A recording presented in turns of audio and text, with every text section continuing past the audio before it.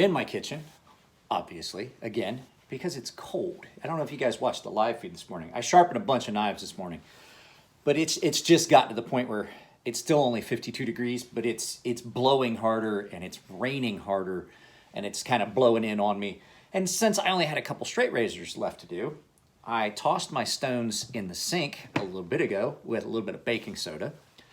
And I thought I would talk to you guys about water stones.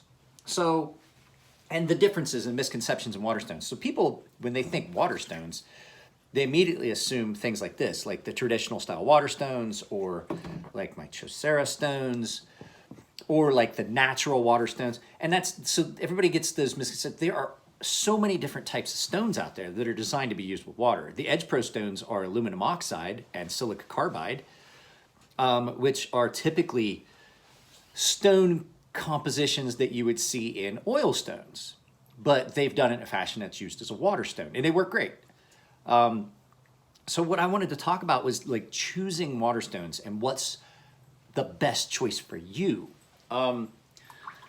So you guys know I use the 1-inch wide Edge Pro stones, which are outside. I'm going to get them in a minute when we start doing the face-to-face conversation about why I choose what I've chosen. So the things you have to think about is, what am I going to use the stones for? And how often am I going to use them? And, you know, do I have a specific purpose? And what am I looking for? Because different stones are going to get you a different finish. They are. It's just no doubt about it. This is a 2000 grit stone here, and you're going to get a different finish on this 2000 grit, which is basically compressed. It's like limestone. This is like sandstone. This is like a harder limestone, kind of maybe a compressed type of thing. But so you're going to get different finishes, because I don't care how these ones are really nice and uniform.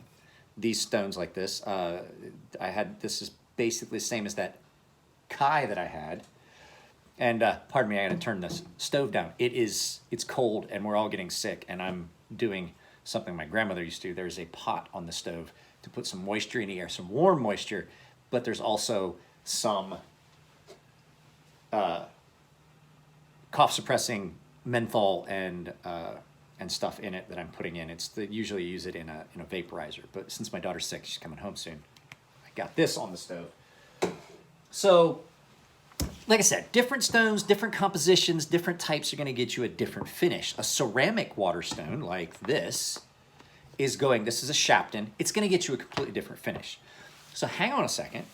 I'll be right back. I'm going to grab a couple stones. I'm going to show you why, for different uses, I find different stones more, I don't know, just more purpose built for some of the things that I do. So, like I said, guys, the tripod's iffy. I don't want to be dragging it in and out. That's why you guys are basically, well, I'll show you guys where you're at. You're on no, I won't. It's a mess. It's a mess around it. I got to clean this whole mess up. But at any rate, you're basically leaned up against the rice cooker on the pop socket. So, like I said, you guys know I have multiple size stones. So this is a bench size stone. It's about, I think it's 3 inches wide. Yes, it's like maybe 2.5. So 1, 2, it's about a 3-inch wide stone. It's about 3 inches wide. This is an 8,000 grit. This is an 8,000 grit, which I'm very upset with. I mounted this and it cracked. I have not had this stone very long. This is a pretty new stone, and it cracked clear across there. I've had this stone for maybe 3 or 4 months. And I'm really getting upset with the Chaucera stones. I'm about to switch. The next stones I purchase will not be the Chauceras. As nice a finish and everything they do, they don't hold up. They do not hold up. They crack, they split. I've done so many different things. This 8,000 grit has got a big crack that's forming across here. This 5,000, I've had this 5,000 for a long time. It has never cracked. So these are bench size stones. They're usually between 2.5 to 4 inches wide, and then about 8 inches long. And they've got a mount. You put them down on a bench, and you can use them that way. They're great for straight razors. Perfect for straight razors. I have a 5,000, 8,000, a 10,000. I have a 12,000. Now the 12,000 is what I'm going to switch to. So this is a Shapton ceramic whetstone. This is a 12,000 grit. They call it the special cream. And this thing is awesome. This thing's great. It doesn't dish, it doesn't belly out as readily as some of the other stuff. Now, those are great, but I only use them for one thing, straight razors. Because I need that whole surface for purchase, for that whole razor to go down, because you got to be real specific with straight razors. I could not do a straight razor very easily on this because there's too much chance of wobbling that. On something really thin like a straight razor, you're going to run into problems. So that's where we're talking about. What are you going to use there? It is raining hard. What are you going to... Oh, that's hail. Guys, you want to see? Here, hang on a second. That's hail. This has been a horrible storm front. This last storm system that has moved through has been really horrible. This is why I'm not outside, guys. This is why I'm not out there with my gear. Hopefully that stuff's all okay. Should be fine. Hopefully these don't get big and break a window. It is. That's a lot. I have not seen it do this in years here in San Diego. Yeah. That's ice just falling out of the sky. Like I said, guys, it's been no joke. This last storm, it's delayed my sharpening. I don't even want to go out on the road. It's not that I don't think I can drive. It's just, there's a lot of bad drivers out there.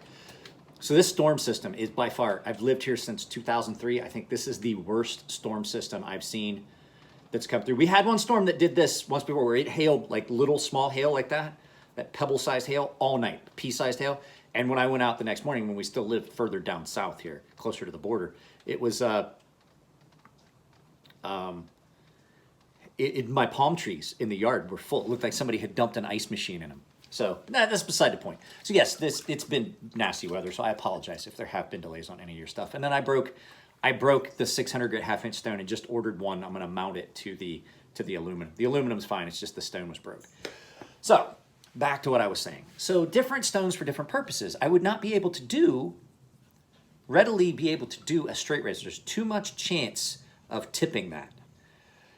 Definitely wouldn't be able to do this. This is for recurves. I need that, and I brought this out. I need that to be able to make contact along that curvature. That narrower thing allows that radius to make contact. If you do it on this, you get your, hang on a second, I'll show you. You can see it right here. See that big gap? So what happens is you start knocking the corners off the stone. This one does not have that gap. See how it makes contact? That's why you need a narrower stone or a radiused stone to do recurves. So I have these for recurves. I have an entire set of these. I have an entire set of these for flat knives. The reason being on these, I don't need, for sharpening a knife, let's grab one of the paring knives. For sharpening a knife, I don't need that big wide stone. I'm only making contact for a little bit. And I have this almost the same distance of travel. There's not that much difference between the distance of travel for that stone, or for that knife to travel on that stone, as there is on this big bench stone. But what I don't have is, if I'm using this, I'm basically making contact on half of that stone. And I'm wearing specific areas, and you can see it already on here. Even with straight razors, I flip back and forth. So I'm wearing the sides because I'm not making contact across that entire flat of the stone. I'm only making contact on a specific portion, unless I'm doing big knives. If I'm doing big kitchen knives, a lot of times they get finished on these. But I don't need to waste that much material. This is an 8,000 grit stone. This was like 30 bucks, if that. I don't think it was even 30. I think because it wasn't mounted, I paid way less. This was like $100-something. I'm not using any more of this. I'm not using this stone adequately enough to make it worth the investment if I was only sharpening smaller knives to have this. So think about what you're going to be sharpening. That's the first thing. I sharpen a lot of recurves. I sharpen a lot of pocket knives. These are perfect for that. The other thing is where you're going to spend your money. So let's take a look in the sink, and I'm going to show you where you should be spending your money. Okay, so hang on just a second. When I say where you should be spending your money, I say that because I'm talking about what you're spending your money on. This is a 1,000 grit Kingstone. Nice and flat, just flattened it with that. I got to order a new one of those. I just flattened this stone. It's nice and super flat. This stone cost me $9. It's a 1,000 grit Kingstone. This is a combination. This is basically the same as that Kai that I had. Nice and thick. It's a 600 and a 2000. I've knocked the corners off, so it's got nice, doesn't have any sharp edges, so you're gonna get chipped. This was about 25 bucks. I bought 3 of them because I got them at a good price. It cuts great and everything like that. So basically, these are my workhorses. These are the ones that are gonna wear out the first. And when you're talking, basically, when you're talking like cheaper knives or cheaper stones and things like that, you're really not spending the money properly if you're spending a lot of money on these stones that are your hogging out workhorse stones. These are the ones that are going to wear out the first, to be the first ones you want to replace. You shouldn't be spending $50, $60, $80 on them. Where you need to spend that money is when you start getting up to the 5,000, the 8,000, the 10,000, and the 12,000. Especially if you're doing things like I do a lot of straight razors for customers. You want something big, nice and broad, big area for the surface contact for a straight razor. I don't need that for these. If I only was doing knives, I would not buy these. Never again. And there's a good chance I'm not going to buy these again. I'm probably going to switch to the shotguns. They last longer. It's not, these don't do a good job. These have a tendency to randomly start coming apart. This one was brand new. I had people tell me that I was soaking them too long, and I thought that could have been it. Maybe I am soaking them too long. Maybe, because they say they're splash and go, but they're really not. They absorb moisture, and then you want them, you're going to have to give them a little bit of you got to let them absorb enough moisture that you have water on the surface. So, you got to think about that too. Are these stones that are going to hold up for the kind of use that I've got? If I was only sharpening a knife once every few months, these would probably be fine. The other thing that people told me was that, maybe it's that it's cold, then it's hot, it's dry, and then it's wet, maybe outside. So I kept them in the house, more of a controlled environment. Didn't matter. This one really only was out in that drawer after it developed that crack. I was like, well, it's doing the same thing the other ones were doing. So maybe that's what it is. Maybe it's the temperature. So when I got this one, I brought it in, I kept them in here, and it developed a crack anyway, and I put it out. I was like, fuck it, it's going out in the yard under the canopy. So, you got to look at that. How are they going to hold up? So I got this one that is not mounted, but what has occurred is this stone is no longer flat. It's got a curve to it. It has developed over the last, I think I've had this for about a year. It has developed a curvature to it. It's bowed. And I can't, there's not much I can do about it. I can still use it. It's not bowed enough that it's going to affect the sharpening. But I think that's the problem with these. This one hasn't cracked. It's the same. I've had it the same period of time that I've had that yellow 8,000 grit, and it cracked. This 8,000 grit cracked. You see what's happening? They're mounted. There's no flex. They're not allowed to flex, and then they fracture. So is it the right stone for you? For me, no, these are no longer the right stones now that I'm doing more. So you have to look at the longevity. This will probably last me a lifetime. It's fucking ceramic. Those diamond water stones. Those are diamond water stones. They work amazing. I mean, you could use oil with those because they are bound in an impregnable like resin of some sorts. So then there's those. There's the diamond water stones, which the Benev ones were okay, but those matrix ones that David Scott makes for Edge Pro are amazing. They've completely flipped what I was thinking about diamond stones. And so you have to look at that. Am I going to be cutting hard steels? Am I cutting softer steels? I got news for you. Those diamonds, they will definitely cut. I'm not saying they will not cut softer steels. They will cut, and then they slick up. They load up because the steel's softer. The harder steels, it lifts away. So am I going to be doing harder steels or softer steels? Well, if I'm going to do softer steels predominantly, I'm going to use these. These are the aluminum oxide and Chaucera. And so, what's best for that? So I have a full set of the aluminum oxides, and I have a full set of the diamonds. Harder steels, the diamonds are great. Softer steels, definitely want to stick with something that is going to give you the best result, not load up and lift away the residue. And then the last thing is, do you really need a set of stones that go all the way up? Are you gonna be doing something? Are you gonna be sharpening stuff that's kitchen knives? I don't take kitchen knives much above this. I'll do like 3,000. That's a 3,000 grit. 8,000 for a kitchen knife is more than I personally want. I have done knives all the way to 10,000 for people that cook a lot. So it's all just a matter of what are you going to do with it? What are you going to be sharpening with it? How long do you think it's gonna? How often are you gonna be sharpening knives? The longevity, and how much money do you need to spend for your sharpening? Those are all the things. So Waterstones can get into a pricey range. This was, at the time that we bought this, like in Japan, I think this was a $300 purchase, I want to say. That might be much. I don't know. I would have to ask my wife. Because she bought that for me when she bought the razor. It was a gift.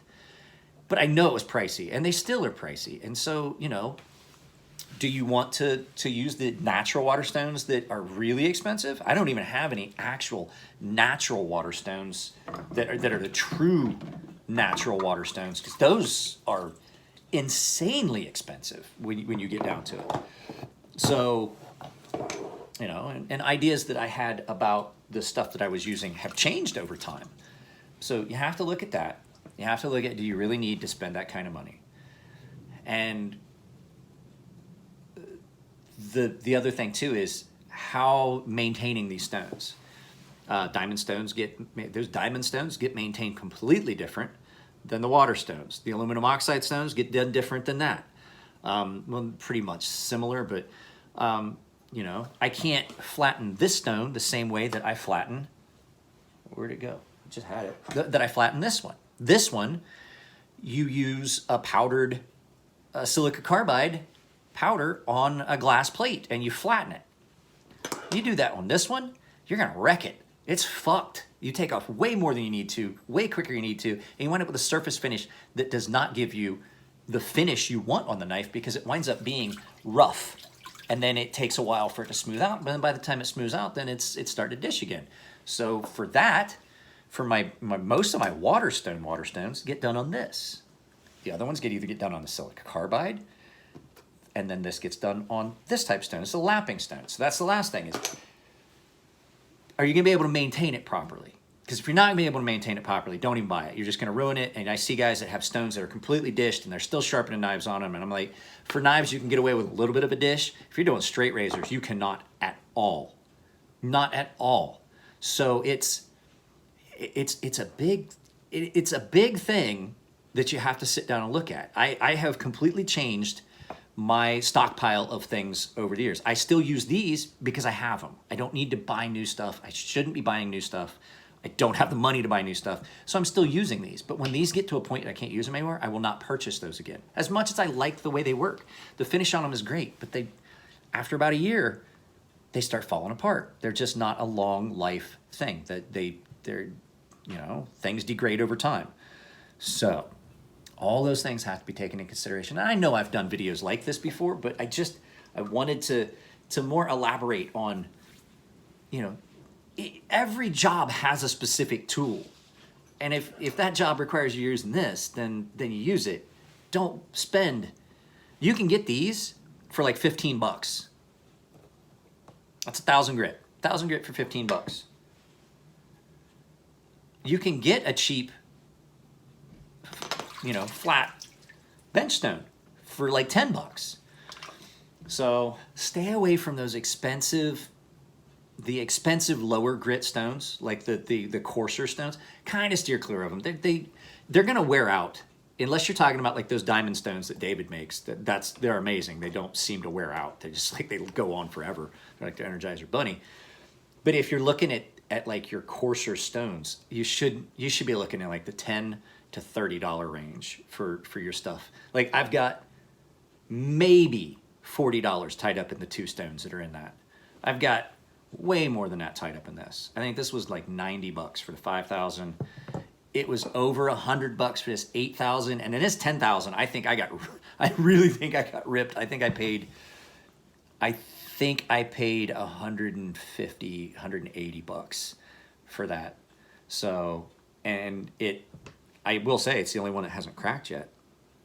But All right, guys, that's it. Like I said, take it easy. Take care of yourselves. This was just something I was trying to do while I was getting this stuff prepped. And it just hit me that I should probably talk to some of these points about things like this more often.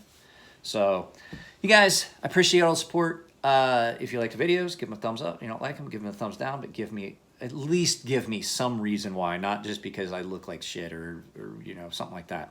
Don't be abusive. My daughter's ice skating. I'm going to put a link always until this end of the season. I will put a link to her GoFundMe down below. You guys that have supported, I really, really appreciate it. It does take some of the load off. But there's that. And the Patreon link will be down in, I believe usually I put it down in this corner down here.